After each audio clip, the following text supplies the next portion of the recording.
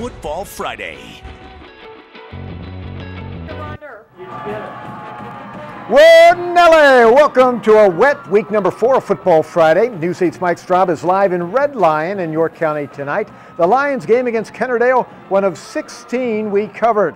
And News 8 is also live in New Holland, Lancaster County. Pat Principe is with the Garden Spot Spartans tonight.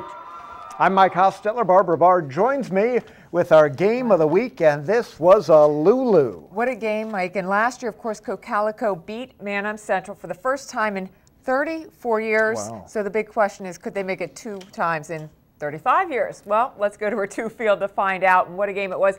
Barron fans, maybe they can be eligible for the spelling bee. They might have been in shock early on, though. Cocalico leading 14-0 when Brock Gosling finds Kyle Felpel over the middle. He had a great game, 25 yards taken down inside the 10.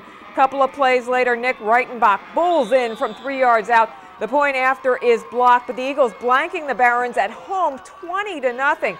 Second quarter, Manheim finally gets rolling. Caleb Walton dancing in the dark, down the middle, cuts outside, and he'll go down the sidelines. 44 yards for the score. Barons on the board. They score again to cut the lead to 20-14 at the half. The Eagles looking to hold on, but it's Manheim driving again. Walton this time hits Taylor Geib, 25 yards coming right at you, dragging a tackler into the end zone.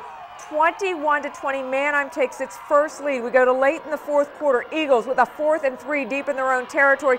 Spencer Moser busts loose. He had already scored 2 TDs. Looks like he'll get a third. Will he go? Look at that. Brendan Wagner out of nowhere makes a potentially game-saving tackle, but the Eagles line up for the field goal, which would win it. Low snap, bad conditions, of course, wet football, and Manheim survives. Wow. 21-20, Mike. Great drama at the end, though, but what a game-saving tackle. Looked like somebody might have got a piece of that field goal attempt, too, there at the just end, too. Slightly, still made a great effort, just a little wide right. Oh, man, Yeah. what a game, what a game. More action now from the LL League. Let's check in with Pat Principe, who's with the Garden Spot Spartans. Prince. Football Friday. WGAL. Football Friday. WGAL. Football Friday. WGAL. Football Friday. WGAL. Oh, isn't that impressive? The Garden Spot cheerleaders, and they do that without a script as well. We got the cheerleaders, we've got the football team and their fans here. We're at the New Holland Recreation Center, which has been our go-to place here for Garden Spot football games. As you can tell, spirits are up here tonight. Garden Spot started the LL Section 2 season, and it was a tough opening game. Conestoga Valley, a team that came in with 2 wins in their first 3 games, just like these Spartans. Let's see who came out on top. Let's have fun. Garden Spot starts the second half up 13-0, but in the fourth quarter, it's Conestoga Valley on the move. Terrence Taylor in the flat to Michael Richard, breaking tackles, getting a crushing block. Touchdown Buckskins. They're on the board down 13-7. Back come the Spartans. Dakota lead right up the middle, sloshing through the mud, 23 yards to the CV 32.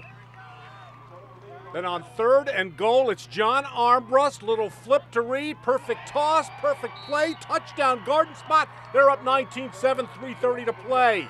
Buckskins still have time to get back on the board. The pass, though, overthrown, intercepted by the Spartans' Tanner Reed, who takes it back into CV territory. And then a few plays later, it's Ryan Connell going left and then exploding through the hole. 30 yards for the clinching touchdown. Garden Spot wins 25-7, taking their Section 2 opener. Great job by the Spartans, who are now 3-1 on the year. And you know, lots of times when we talk to guys after games, we talk to the glamour guys, the quarterbacks, the running backs. But we got 2 of the big uglies here for Garden Spot. 2 of the linemen here. You are? Robbie Barrett. And you are? Nate Shim. Nate, all right. You guys got to tell me here. CV scores. It's 13-7. What'd you guys say in the huddle to kind of fire everything up? We just said we got to score to seal it. We got to get a good drive, no penalties. You know, just keep going and score. That's pretty much what we said. And what was the atmosphere like after the game tonight? Starting 1-0, you're 3-1 overall. It's crazy. I mean, Section 2 champs right here. Coming your way, baby. Oh, they are pumped here in New Holland tonight, and there's Garden Spot winners tonight over Conestoga Valley. What spirit, what enthusiasm. Let's see if they can match that down in York County with Mike Straub. 5, 6, 7, 8. Thank you very much, Matt Principe. You think it's loud at Garden Spot? It's much louder in Red Lion. Look at all these kids. Braves fans, football players. I know you can hear the band.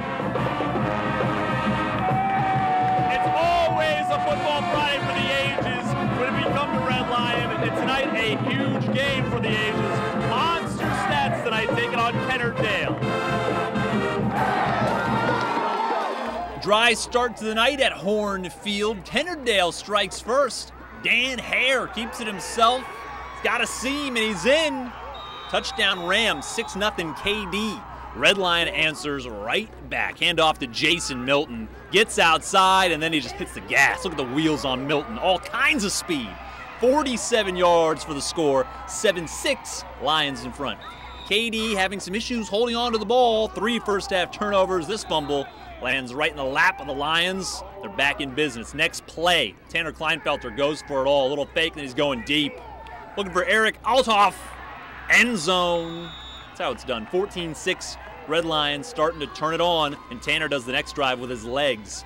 On 4th and goal, fakes it, keeps it himself, takes it in. Big night for the Lions. Red Lion wins easy, 47-13. Welcome back to Red Lion. Guys, nice win tonight.